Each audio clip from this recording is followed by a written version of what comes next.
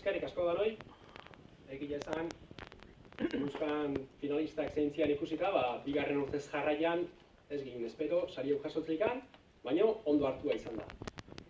Tapa pala izenaren nundik norakua esplikateko izuet, batez ere, kostatikan urruti bizizean eten entzat, edo arraun mundua gertutikan ezautu ez dezuen entzat, ezta? Arrauna zer dan gutxiko eraberak izue, kirol bada, traineruan ibiltzen dira, 14 kirolari, eta estropadako egunean, tentzillo egotea, beste osein talde kiroletan bezala.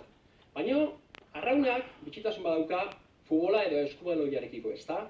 Talde kirola dira, eskubaloia arrauna eta futbola, baina arraunean kirolari guztiak elkarren aldamenean daude, zentimetro gutxitan 14 pertsona.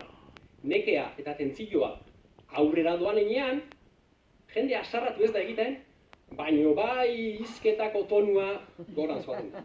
Bai, nekeak eraginda noski.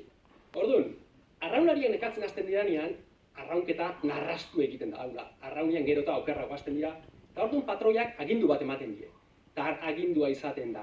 Tapapala! Zer da tapapala? Badibidez. Aitor, tapapala! Horren nahi du esan, Aitor, tapatu ezak arraunaren pala behar bezala. Behar bezain ondo. Baina hori, azkar eta ozen, tapapala. Hoxe esan pixkat, ez? Nundi norakoa, ez? Tapapala izenburu horren nundi norakoa.